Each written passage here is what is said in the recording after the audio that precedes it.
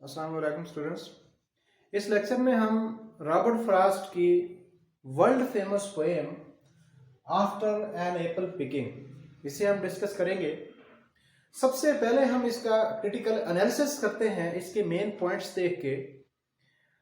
किसी बंदे ने मुझे कमेंट किया कि आप जो टेक्स्ट के वर्डिंग है उसको एम्फसाइज नहीं करते, आप क्रिटिकली पॉइंट ऑफ व्यू से पोएम्स को डिस्कस करते हैं।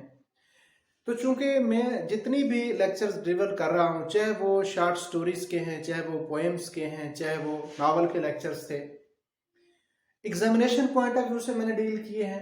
एग्जाम में वर्डिंग नहीं आती है, बल्कि वर्डिंग में ठीक ठाक ट्विस्ट होता है। आई मीन क्रिटिकली क्वेश्चन हमेशा सेट होता है। इसलिए मेरी पूरी कोशिश होती है कि मैं इनके जो डीप मीनिंग्स हैं, जो हिडन मीनिंग्स हैं, जो एग्जामिनेशन पॉइंट ऑफ व्यू से जो मीनिंग्स हैं, जो चीज़ें आपके साथ डिस्कस करने की ज़रूरत है, जो चीज़ें आप बुक से पढ़ के आपको आसानी से समझ आ जाती हैं, उनको डिस्कस करने की ज़रूरत ही नहीं है। लिहाजा without wasting your time let's start. Robert Frost ने आफ्टर एन एप्पल पिकिंग जो है 1914 में 1914 में ये पोएम पब्लिश हुई। It was the time of world war first. 1914 में शुरू हुई थी, 1918 में खत्म हुई थी। तो उसके मेन पॉइंट्स देखते हैं कि इट्स हाईली सिंबॉलिक पोएम। पूरी पोएम जितनी भी है इसमें डिफरेंट किस्म के सिंबल्स यूज हुए हैं। फॉर एग्जांपल एप्पल का सिंबल है, बैरल का है, स्लीप का सिंबल है। ये जो वर्ड्स हैं ये सिंबलाइज कर रहे हैं कि ये डीप मैसेज जो है वो कन्वे कर रहे हैं। Number 2, for a common reader, it's difficult to differentiate between reality and dream world. Robert Frost जो कि एक नेचुरल पोएट है, अमेरिकन पोएट है, उसने इस पोएम के अंदर इस तरह वर्ड्स को, well knitted form of words जो है, इस तरह उसने वर्ड्स को यूज किया है कि एक जो कॉमन रीडर है उसे समझ ही नहीं आती कि क्या वो एक ख्वाब को, एक इमेजिनेशन को डिस्कस कर रहा है या एक रियलिटी को जो है वो डिस्क्राइब कर रहा है इस पोएम में। इस तरह उसने वर्ड्स को यूज किया है।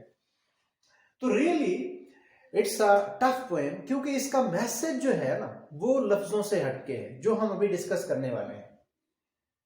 ही has the poet has a ladder standing. ये अब पोएम की जो शुरुआत हो रही है, इस लाइन से पोएम शुरू हो रही है कि the poet has a ladder standing against an apple tree towards sky। के पोएट के पास ये अब उसका एक ड्रीम है, ठीक है, ये उसका एक ख्वाब है। वो कैसे ख्वाब को, अपनी इमेजिनेशन को जो है वो कैसे बयान कर रहा है कि ही हैज अ लैडर, उसके पास एक सीढ़ी है, स्टैंडिंग अगेंस्ट एन एप्पल, एक एप्पल ट्री जो है इस तरह वो उसके साथ सहारे उसने खड़ी की हुई है, टुवर्ड्स स्काई, जिसका रुख जो है वो डायरेक्शन किससे, आसमान की तरफ है। तो he has picked up a lot of apples except few। अब वो सीढ़ी लगा के बहुत सारे एप्पल जो है उसने इकट्ठे कर लिए, पिकअप कर लिए, प्लक कर लिए, और a few apples are remaining, बहुत कम जो है वो बाकी रह गए हैं। लफ्जों पे आप गौर करना कि उसने सारे एप्पल जो है वो इकट्ठे कर लिए, तोड़ लिए हैं, लेकिन कुछ जो है, बहुत कम एप्पल जो है अभी भी बाकी हैं। उसकी ख्वाहिश है कि वो जो रिमेनिंग एप्पल्स हैं उनको भी वो तोड़ ले, इकट्ठा कर ले। The poet has filled a big barrel with apples and now he is feeling sleepy। अब यहाँ से पोएम के जो डीप मीनिंग है, जो मैसेज है, वो शुरू हो रहा है कि उसने बैरल को, जो एक बहुत बड़ा उसने बैरल, एक डब्बा सा रखा हुआ है, एक ड्रम रखा हुआ है, उस ड्रम को ऑलमोस्ट फुल कर चुका है। And now he is feeling sleepy, और अब उसे जो है ही इज फीलिंग ड्राउजीनेस, अब वो ऊँघ महसूस कर रहा है, अब उसे नींद आने लगी है। He wants to pick all the remaining apples on the branches, but he is tired. He is much tired। और बहुत ज्यादा, he is flagged, थक कर चूर हो जाना के लिए एक वर्ड यूज होता है फ्लैग, FLAG, फ्लैग। यानी अगर मैं कहूँ कि मैं थक कर चूर हो गया हूँ, यानी बहुत ज्यादा थकावट, तो I am flagged। Now the poet has flagged and much tired, weird, बहुत ज्यादा थक चुका है, और वो और एप्पल जो है वो नहीं तोड़ सकता है, और नींद का उस पर गलबा आ चुका है। क्योंकि जब नींद आती है तो फिर वो बड़े बड़े लोगों को जो है नींद सर कर जाती है, नींद की इतनी एक आगोश में चला जाता है, इतना उसका सहर होता है, स्पेल बाउंड कर देती है। नेक्स्ट देखें, in the poem apple symbolize human wishes. अब ये जो सिंबल हमने लिखे थे इनको हम थोड़ा एक्सप्लेन करते हैं कि in the poem apple symbolize human wishes, ये ह्यूमन विशेस का सिंबल है, यानी इंसान की जो ख्वाहिशात हैं, उसकी जो डिजायर्स हैं, नीड्स की बात नहीं हो रही, इंसान की ख्वाहिशात, डिजायर्स जो है उसको रिप्रेजेंट करते हैं।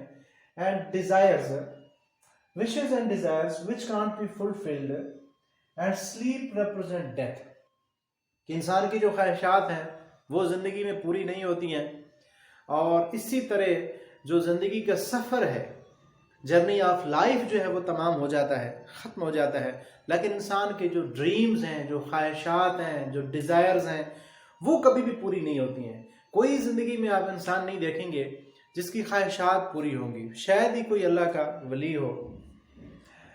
And sleep represent death, sleep जो है ये भी इस पोएम का एक थीम हो सकता है कि this poem is in praise of sleep, कि ये जो पोएम है ये नींद की तारीफ में लिखी गई है।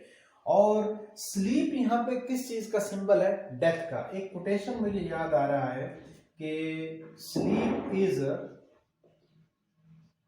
The young sister of death,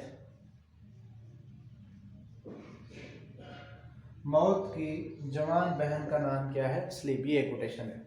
तो इस पोएम का एक थीम, अगर इसके लफ्जी मीनिंग्स को देखा जाए, लफ्जों को देखा जाए, तो एक इसका थीम जो है वो स्लीप भी हो सकता है, कि इसका थीम जो है ये स्लीप की प्रेस तारीफ में ये नज्म लिखी गई है। नेक्स्ट देखें कि the poem shows that man is very greedy, कि इंसान जो है बाय नेचर बहुत ज्यादा ग्रीडी है। He always wants and wishes for more and more। उसका जो बैरल है, इंसान का जो बैरल यानी इंसान का जो पेट है वो कभी नहीं भरता है।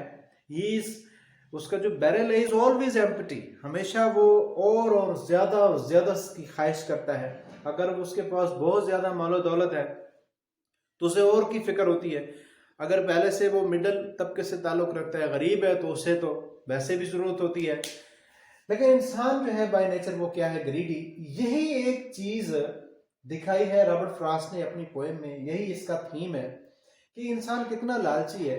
जिंदगी जो है वो खत्म हो जाती है, जिस तरह he is on the track of life, वो जिंदगी के सफर, ये जो सीढ़ी है, सीढ़ी लाइफ को रिप्रेजेंट कर रही है। और किस तरह उसकी ख्वाहिशात खत्म नहीं हुई हैं, लेकिन he is to sleep, he feels sleepy, नींद महसूस करता है, नींद को फील करता है, यानी वो मौत की आगोश में चला जाता है, लेकिन ख्वाहिशात उसकी अभी भी बाकी होती हैं। ये इसका जो मेजर थीम है इस पोएम का। ये 2-3 जो पोएम्स हैं, आफ्टर एप्पल पिकिंग है, लाइट्स आउट है, व्हेन आई हैव फियर्स है, ये 3 पोएम्स किसका मैसेज? ये डेथ का सीन है, इनमें डेथ को रिप्रेजेंट करती हैं। The poem is written in first person. ये जो पोएम है ये फर्स्ट पर्सन में लिखी गई है, यानी इस पोएम में the poet uses I again and again. इस पोएम में जो पोएट रॉबर्ट फ्रॉस्ट है वो बार बार आई को यूज करता है। This I could be poet himself और समबडी एल्स। तो ये जो आई उसने यूज किया है ये पोएट खुद भी हो सकता है, यानी ये पर्सनल पोएम भी हो सकती है, सब्जेक्टिव पोएम भी हो सकती है, ऑब्जेक्टिव भी हो सकती है। जरूरी नहीं है कि आई का मतलब रॉबर्ट फ्रॉस्ट ही हो, कोई और पर्सन भी हो सकता है। जनरल भी वो हम कह सकते हैं, जिस तरह पोएम की हेडिंग है, पोएम की सेटिंग है, यूज ऑफ वर्ड्स है, तो ये एक यूनिवर्सल पोएम है। इसकी कोई भी जो है वो रिप्रेजेंट कर सकता है, कोई भी इसके मीनिंग्स हो सकते हैं। This poem is symbolic. ये सिंबॉलिक पोएम है, जिस तरह डिफरेंट सिंबल जो है वो यूज किए पोएट ने। फिलोसॉफिकल, हाईली फिलोसॉफिकल पोएम है, बड़ा ही फलसफा जो है, खास तौर पे लाइफ एंड डेथ और इंसान का जो ग्रीड है, उस ये वाला फलसफा जो है ना, वो पोएम ने इन्हीं 41 या 42 लाइंस में जो है पोएट ने कंबाइन किया है। पर्सनल भी हो सकती है, क्योंकि again and again Robert Frost uses the word I का बार बार वो प्रोनाउन यूज करता है in universal piece of writing by Robert